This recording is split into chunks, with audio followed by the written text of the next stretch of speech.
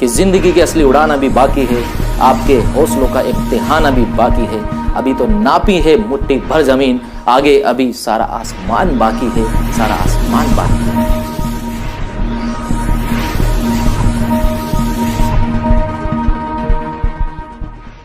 नमस्कार साथियों, स्वागत है आप सभी का मेरे इस YouTube channel class with doctor Dharmendra Verma में, और मैं हूं आपका दोस्त धर्मेंद्र। साथियों, आज की इस वीडियो में हम बात करेंगे एक बहुत ही महत्वपूर्ण टॉपिक है, नीट भर्ती परीक्षा से संबंधित। जी हाँ साथियों, मेरे कई व्यूवर्स जो हैं उनका मेरे पास मैसेज आया, कॉल आया और उनके कुछ सवाल हैं। उन सवालों का जवाब आज मैं इस वीडियो में दूंगा और उनका जो कन्फ्यूजन है उस कन्फ्यूजन को मैं आज दूर करने का प्रयास करूँगा। तो यहाँ पर शुरुआत करें वीडियो की, और उससे पहले मैं आपको कह देना चाहता हूँ कि ये वीडियो आपके लिए बहुत महत्वपूर्ण है यदि आप रीट भर्ती परीक्षा की तैयारी कर रहे हैं, क्योंकि बहुत कई तरह का कन्फ्यूजन अभी रीट भर्ती परीक्षा को लेकर के बना हुआ है। कैंडिडेट्स में कई तरह के सवाल उनके जहन में उठ रहे हैं और इस वजह से कन्फ्यूजन भी उनको हो रहा है और वो पढ़ाई नहीं कर पा रहे हैं। तो दोस्तों, ये वीडियो आपके लिए बहुत महत्वपूर्ण है, आपको इसको पूरा देखना है। डेफिनेटली आपके सारे जो भी मन में प्रश्न है वो सारे मैं आज क्लियर करूंगा इस वीडियो के माध्यम से। तो निश्चित रूप से बने रहिएगा मेरे साथ पूरी वीडियो में, कहीं भी स्किप मत कीजिएगा। और हाँ, चैनल को यदि सब्सक्राइब नहीं किया तो प्लीज़ साथियों चैनल को सब्सक्राइब जरूर करें, साथ ही बेल आइकन पर क्लिक करें ताकि और आने वाली अच्छी अच्छी वीडियोज़ के नोटिफिकेशन आपको मिलते रहे, उनका लाभ, उनका बेनिफिट आपको मिलते रहे। तो लीजिए साथियों, शुरुआत करते हैं आज के इस टॉपिक की। तो जी हाँ साथियों, जैसा कि मैंने बताया कि मेरे जो व्यूवर्स हैं उनका मेरे पास मैसेज आया, कॉल आया, जो रीट की तैयारी कर रहे हैं और उन्होंने मुझसे कुछ सवाल किए हैं। तो कौन कौन से सवाल, पहले तो वो मैं आपको बता देता हूँ। पहला सवाल था कि क्या कॉमर्स वाले स्टूडेंट्स हैं जिन्होंने बीकॉम कर रखा है, बीएड कर रखा है, वो रीट भर्ती परीक्षा में बैठ पाएंगे। दूसरा जो सवाल है वो ये है कि जो लेवल 2 वाले हैं जिन्होंने जो ग्रेजुएशन प्लस बीएड कर रखा है वो लेवल 1 में भी बैठ सकते हैं। और आजकल जैसा कि कई तरह की जो खबरें हमें पढ़ने को मिल रही है, सुनने को मिल रही है, तो कई इन सारी चीज़ों की वजह से जो कैंडिडेट्स हैं वो कन्फ्यूजन उनका बढ़ता जा रहा है और पढ़ाई में वो पूरी तरह से ध्यान नहीं दे पा रहे हैं। तो दोस्तों, यहाँ पर इन दोनों सवालों का मैं जवाब दूंगा और डेफिनेटली मैं कोशिश करूँगा कि आपका जो मन है वो पढ़ाई में लगे और आप इधर उधर की बातों में नहीं भटके। जी हाँ साथियों, पहला जो आपका सवाल है कि क्या कॉमर्स के स्टूडेंट्स भी रीट भर्ती परीक्षा में बैठ सकते हैं, तो साथियों मैं आपको बता दूं कि कॉमर्स वाले जो स्टूडेंट्स हैं वो अब की बार रीट भर्ती परीक्षा में बैठेंगे। जी हाँ दोस्तों, डेफिनेटली 101% कॉमर्स वाले स्टूडेंट्स भी इस बार बैठेंगे, क्योंकि इससे पहले जितनी भी रीट भर्ती परीक्षाएं हुई है उनमें कॉमर्स वालों को नहीं बैठाया गया। तो इसके बाद जो कॉमर्स वाले स्टूडेंट्स हैं वो कोर्ट में भी गए इस मामले को लेकर के, और फाइनली डिसाइड किया गया कि जो कॉमर्स वाले स्टूडेंट्स हैं उनको भी रीट भर्ती परीक्षा में बैठाया जाएगा। जी हाँ दोस्तों, तो रीट भर्ती परीक्षा की तैयारी जो अगर कर रहे हैं कॉमर्स वाले स्टूडेंट्स, तो उनके लिए मेरा यही कहना है कि आप अच्छी तैयारी करें, मन लगाकर आप पढ़ें, क्योंकि आपको रीट भर्ती परीक्षा में शामिल किया जाएगा। और जैसा कि माननीय जो शिक्षा मंत्री जी है श्री गोविंद सिंह डोटासरा जी, उन्होंने भी अपने एक स्टेटमेंट में कहा है कि जो कॉमर्स वाले स्टूडेंट्स हैं उनको भी रीट भर्ती परीक्षा में सम्मिलित किया जाएगा और इसके लिए जो भी संशोधन नियमों में किए जाने हैं उन पर अभी काम चल रहा है। तो इसीलिए साथियों, जो पहला आपका जो सवाल था कॉमर्स वालों से जो रिलेटेड था वो लगभग क्लियर है मेरे ख्याल से, क्योंकि आपको उसमें बैठाया जाएगा, इसलिए आप तैयारी करें। अगला जो सवाल है बहुत महत्वपूर्ण है। जी हाँ दोस्तों, क्या लेवल 2 वाले लेवल 1 में बैठ सकते हैं? और जैसा कि अभी कुछ दिनों पहले स्टेटमेंट आया था शिक्षा मंत्री जी का, श्री गोविंद सिंह डोटासरा जी का, कि जो रीट लेवल 2 वाले हैं उनको लेवल 1 में बैठाया जाएगा। इसके लिए जो संशोधन है वो भी किए जा रहे हैं नियमावली में।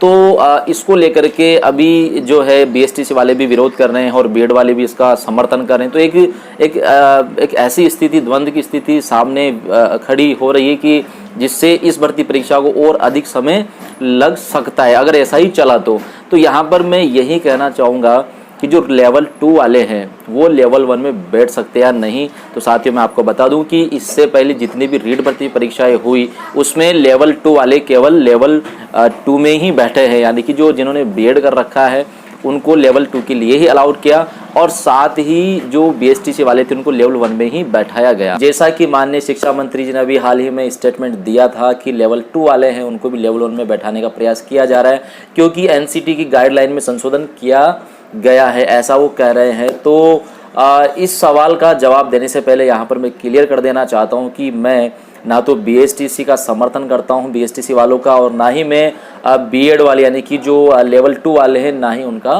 विरोध करता हूँ या उनका समर्थन करता हूँ। जी हाँ दोस्तों, मेरे लिए दोनों ही समान हैं।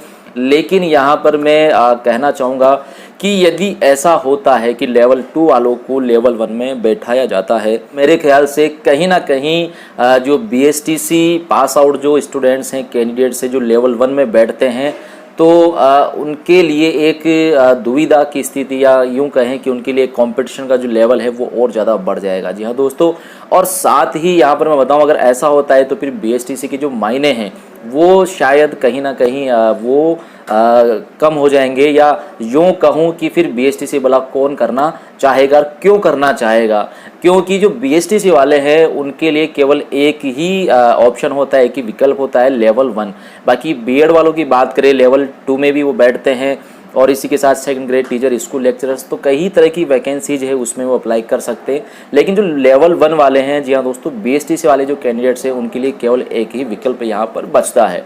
तो यहाँ पर मेरा यही कहना है कि जो बीएसटीसी वाले जो कैंडिडेट्स हैं वो इसके लिए प्रयास भी कर रहे हैं और संघर्ष भी कर रहे हैं, बहुत अच्छी बात है। तो इसके लिए उनको करना चाहिए प्रयास।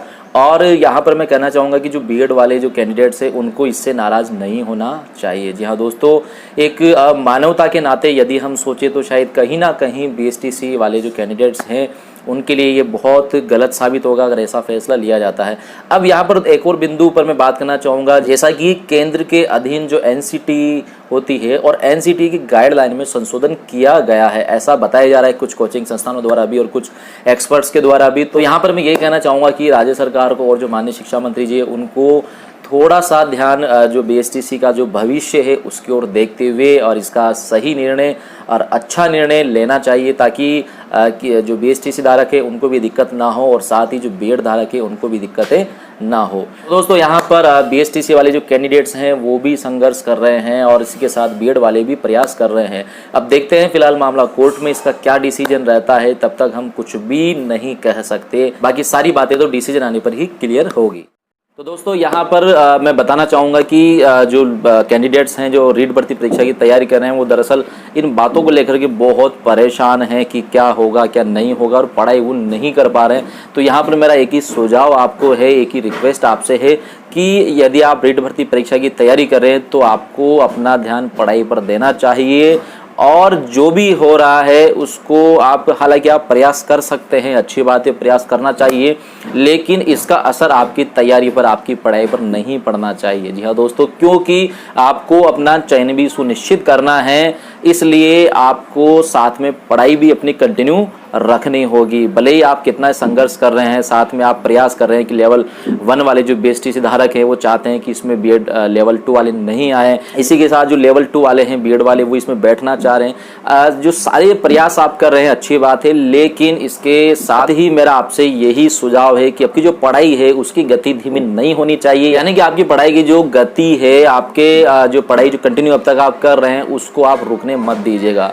जी हाँ दोस्तों, क्योंकि जो भी होना है वो हो जाएगा, लेकिन अभी से यदि आप इन सारी बातों को सोचते हुए अगर आप पढ़ाई करना छोड़ देंगे तो डेफिनेटली इसका नुकसान आपको होगा। इसलिए साथियों, आप प्रयास कर रहे हैं, अच्छी बातें कीजिए, लेकिन साथ में आप अपनी पढ़ाई भी जारी रखें ताकि आपका चयन सुनिश्चित हो सके। और इसी के साथ दोस्तों, अंतिम प्रश्न जो है वो भी बहुत महत्वपूर्ण है। जी हाँ दोस्तों, मेरे एक व्यूवर्स ने मुझे पूछा कि जो रीट भर्ती परीक्षा है कब होगी सर, कब तक इसकी विज्ञप्ति आ जाएगी। तो यहाँ पर मैं यही कहना चाहता हूँ कि ये जो मामले चल रहे हैं, जैसा कि हमने अभी 2 पॉइंटों पर बात की, तो ये जो मामले हैं, इसके अलावा और भी कुछ एक मामले हैं, तो ये इनकी वजह से ही रीट भर्ती परीक्षा में इतना समय लग रहा है। जी हाँ दोस्तों, जैसे ये सारी बातें क्लियर हो जाएगी, इनका रास्ता साफ हो जाएगा, डेफिनेटली उसके जस्ट बाद ही रीट भर्ती परीक्षा की विज्ञप्ति आ जाएगी। हाँ दोस्तों, तो कहीं ना कहीं ये जो बातें चल रही है, ये जो नियमों में संशोधन वाली प्रक्रिया चल रही है जिन पर हमने अभी बात की, तो जैसे ही इनका समाधान होगा तो डेफिनेटली विज्ञप्ति है बहुत जल्द आ जाएगी, ऐसा मेरा अनुमान है, ऐसा मेरा मानना है। और इसी के साथ दोस्तों, यहाँ पर मैं कहना चाहता हूँ कि मेरे चैनल पर आपको और भी बहुत सारे अच्छे अच्छे एजुकेशनल और मोटिवेशनल वीडियोस मिलेंगे, तो उनको भी आप देख सकते हैं, आपकी तैयारी में आपको बहुत ज़्यादा हेल्प मिलेगी। जी हाँ दोस्तों, यदि आप रीट भर्ती परीक्षा की तैयारी कर रहे हैं या फिर अन्य किसी भी भर्ती परीक्षा की तैयारी कर रहे हैं, तो आपको किस तरीके से तैयारी करनी चाहिए, कैसे स्टडी करनी चाहिए, किन किन बातों का आपको ध्यान रखना चाहिए, बहुत सारी जानकारी आपको मेरे चैनल पर जो वीडियोज है उनसे आपको मिलेगी, तो आपको उन सारे वीडियोज को भी देखना चाहिए यदि आपको सफलता प्राप्त करनी है। तो उम्मीद करता हूं दोस्तों आपको ये मेरा वीडियो अच्छा लगा होगा, और यदि अच्छा लगा हो तो प्लीज़ लाइक और शेयर कीजिएगा और चैनल को सब्सक्राइब जरूर कीजिएगा। तो दोस्तों आज के लिए इतना ही काफ़ी है, मिलते हैं अगले वीडियो में एक नई बात और एक नए टॉपिक के साथ। तब तक के लिए धन्यवाद, शुक्रिया।